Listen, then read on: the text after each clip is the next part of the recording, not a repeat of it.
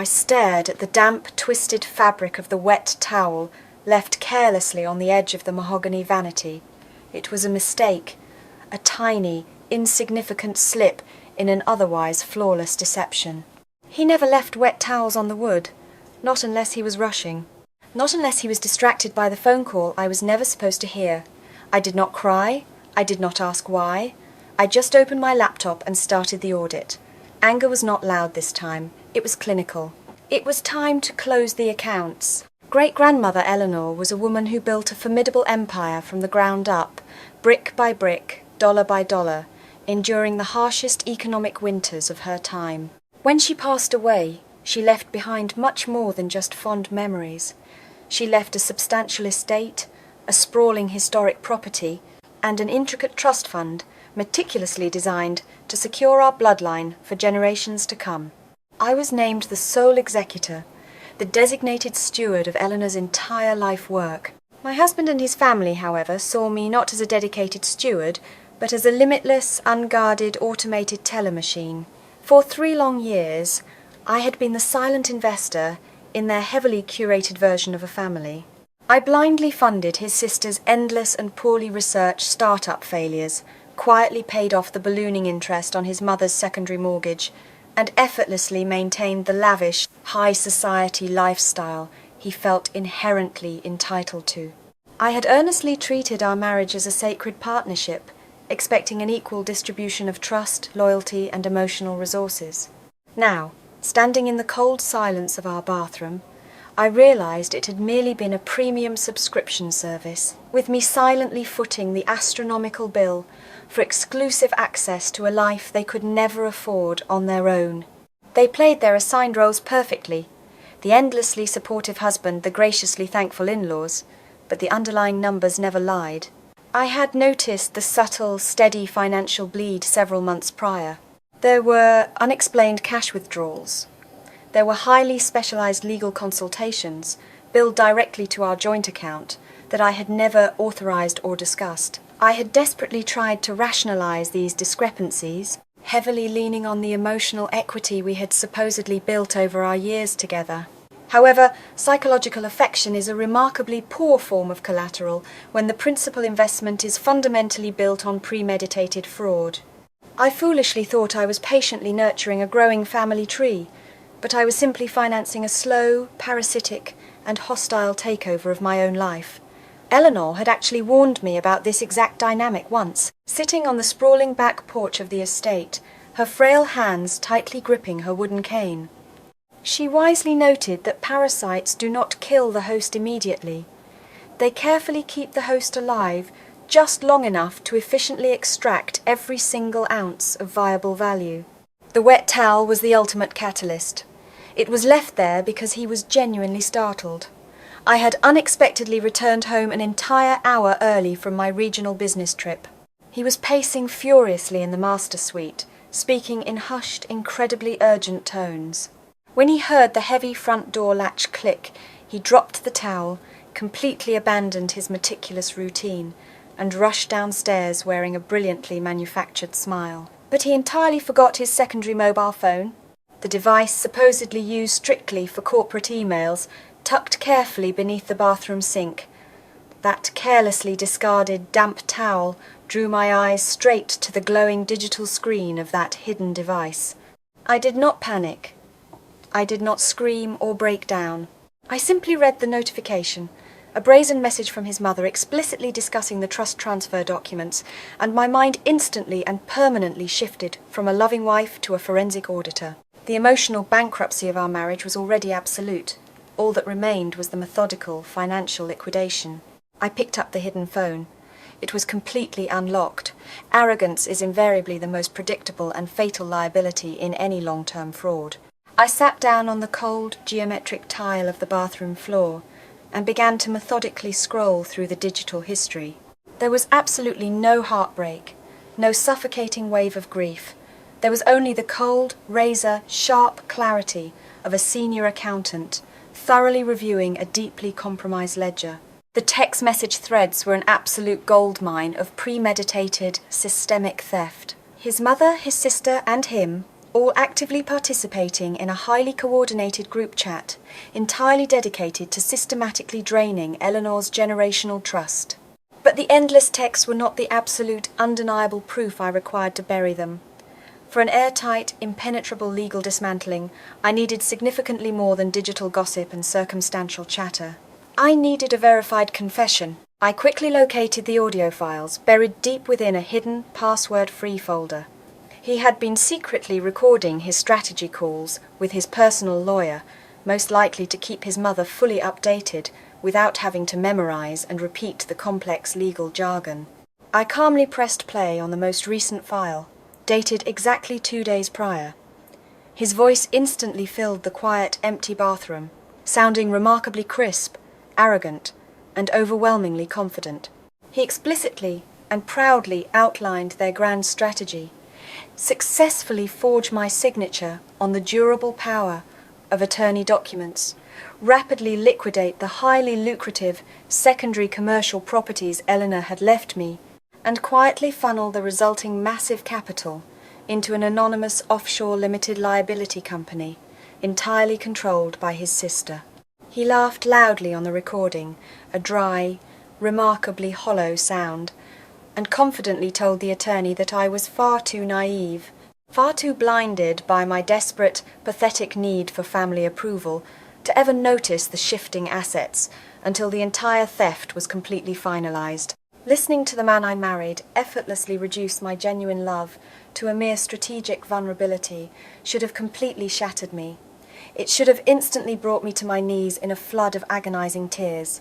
Instead, I forcefully rubbed my eyes, attempting to summon even a microscopic fraction of regret or sorrow, but there was only brilliant, blinding clarity. This was not an emotional breakdown. It was a finalized balance sheet, and his entire bloodline was officially designated as a toxic asset. I deliberately chose not to confront him downstairs. Confrontation is a useless emotional indulgence, a chaotic exchange of unquantifiable feelings, and I no longer had a single ounce of emotional capital left to spend on his existence. I swiftly forwarded every single audio file, every sprawling text thread, and every photograph document image directly to my heavily encrypted, secure cloud server. I systematically created a sterile, chronologically organized, and legally devastating dossier of their entire conspiracy. I kept no physical copies on the premises. All evidentiary materials were immediately uploaded to a multi-layered, encrypted cloud server that even a digital forensic expert would find impossible to crack.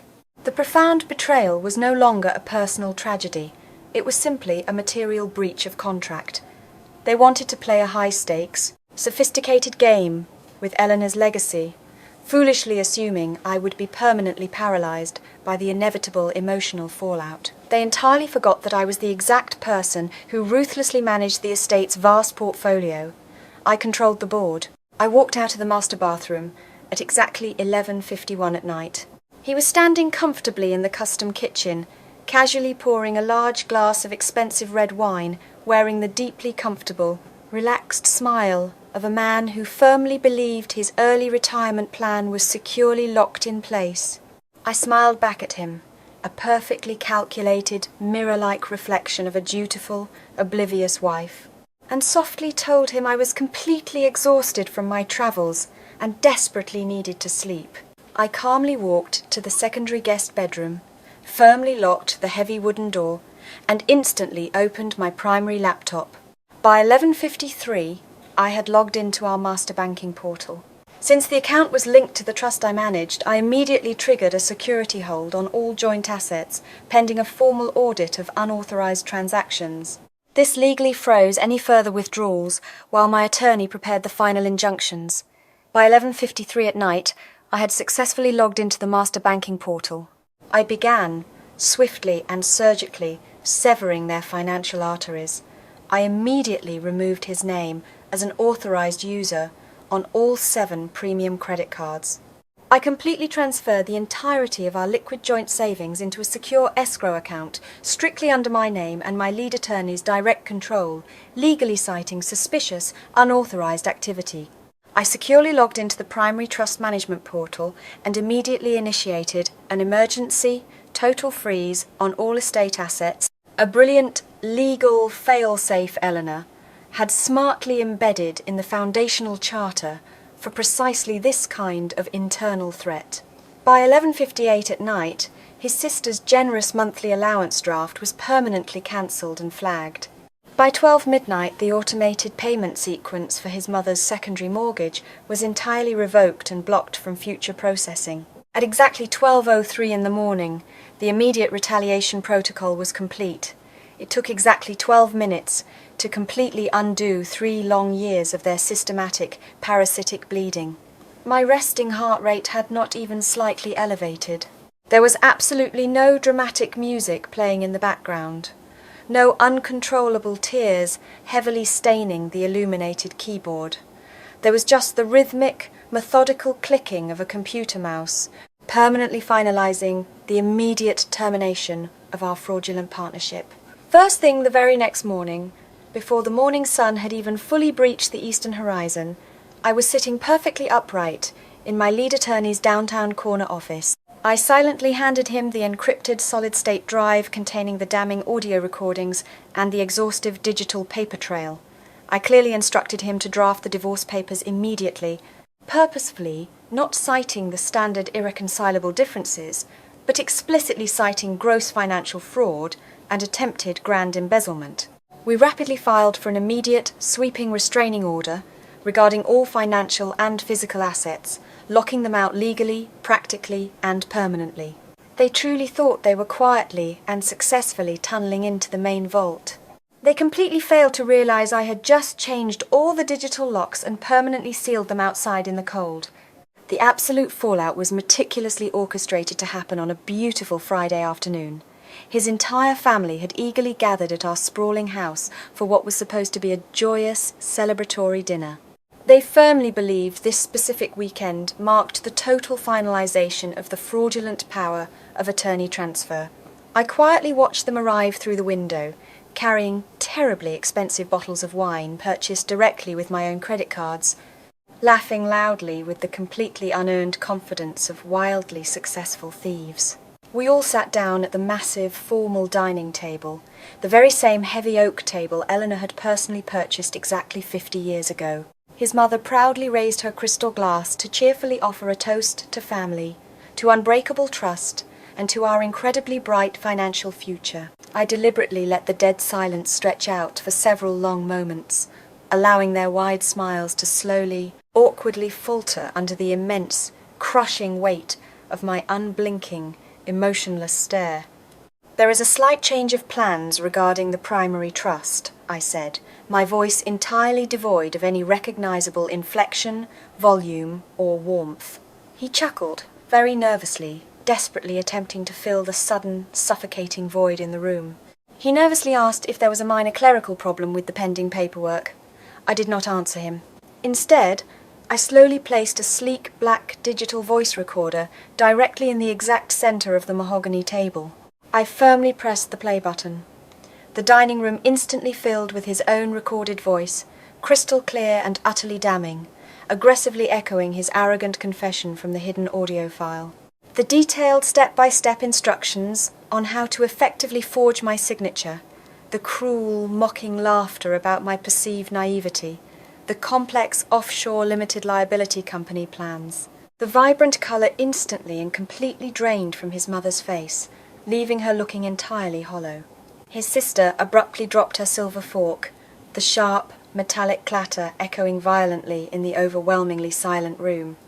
He suddenly lunged forward, aggressively stuttering, his sweaty hands trembling violently as he desperately tried to construct a plausible legal defence out of remarkably thin air.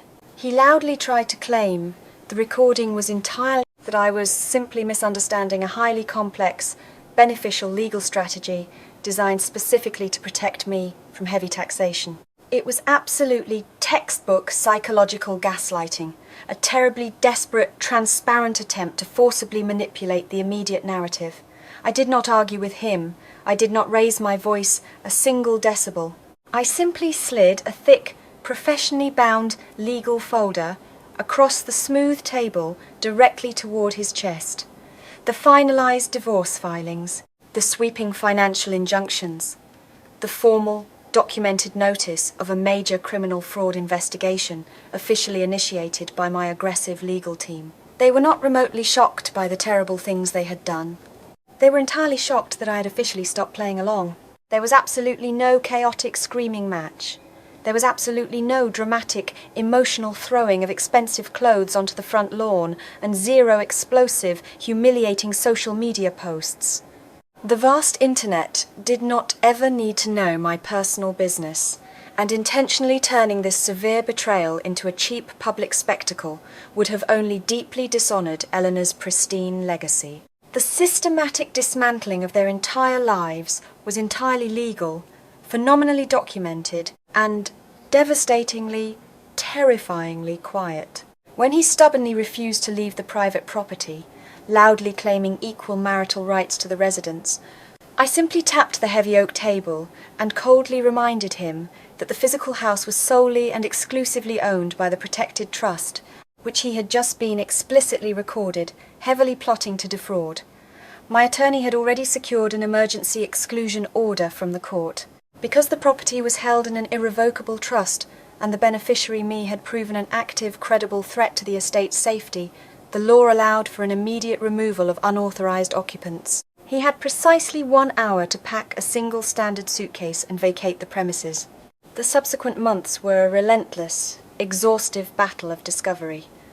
My forensic accountants systematically dismantled their web of forged documents, providing the court with incontrovertible evidence of fraud. Consequently, the bank served his mother with a formal notice of default and initiated the foreclosure process on her secondary mortgage. His sister's struggling technology startup completely collapsed the exact moment her fraudulent, unauthorized funding pipeline was permanently severed. They desperately tried to hire aggressive, expensive defense lawyers, but absolutely no reputable, established firm would ever agree to take their toxic case once my attorney seamlessly forwarded the crystal-clear audio confession during the mandatory discovery phase. They were legally, financially, and structurally paralyzed. They repeatedly sent pathetic emails literally begging for formal mediation, desperately offering to go to intensive couples counseling, shamelessly trying to appeal to the deep emotional bond we supposedly once shared. I ruthlessly routed all their incoming communications directly to a secure spam folder, monitored solely and exclusively by my legal defense team. The emotional transaction was permanently over. They had arrogantly gambled their entire financial livelihood on my supposed intellectual weakness, and the house had finally, permanently called their massive bluff. I did not actively ruin their lives with malicious, illegal revenge. I simply and legally removed the massive financial safety net they had maliciously stolen from me, and quietly allowed natural gravity to do the rest. The ledgers were perfectly balanced, the toxic liabilities were fully liquidated, and the grand estate was completely, undeniably secured. A full year has peacefully passed since the cold, defining night of the wet towel. The sprawling house is remarkably quiet now, but it is a profoundly warm, deeply peaceful kind of quiet. Eleanor's incredible legacy remains entirely intact, flourishing beautifully under careful, impeccably honest management. The vast trust has successfully expanded, actively funding several local youth educational programs exactly as she originally intended, rather than foolishly financing the hollow, endless ambitions of incredibly toxic opportunists. I frequently walk through the long, sunlit halls of the grand estate, gently tracing my fingers along the ancient, polished wood, and I feel a truly profound sense of honourable stewardship and immense pride. I fiercely protected what was rightfully mine, not just the massive financial assets and properties, but my fragile peace of mind and my deeply inherent self-worth. Looking back, the intense, freezing anger that purely fueled those first few critical hours has entirely, completely dissipated into the ether. It served its vital purpose flawlessly. It was the incredibly sharp, absolutely necessary surgical instrument that effectively allowed me to quickly and safely remove the lethal poison from my life before it reached my heart. But stubbornly holding on to that heavy anger would have only foolishly allowed them to continue occupying valuable space in my mind, entirely rent-free. I deliberately chose to close their emotional account permanently. The massive legal victory was deeply satisfying, of course. Watching the utterly fraudulent, hollow foundation of their pathetic lives completely crumble under the crushing weight of the law was a highly necessary form of justice. But the true, lasting victory was entirely internal. I've come to realize that experiencing a devastating betrayal doesn't actually have to permanently break you. It can simply be the intense, refining fire that perfectly hardens your personal boundaries. We are so often falsely taught to compromise our souls, to endlessly endure deep disrespect, to constantly bend backward until we absolutely break, all for the supposed sake of keeping a broken family together. But a family secretly built on a foundation of deception isn't a safe shelter. It's an invisible, suffocating cage. I have reached a state of total indifference. They are no longer worthy of my anger, nor my forgiveness. They are simply people who no longer exist in my reality. I am no longer a silent, blind investor in someone else's miserable lies. I am the sole, empowered author of my entire future, standing incredibly firmly on the beautiful, solid ground of my own undeniable truth.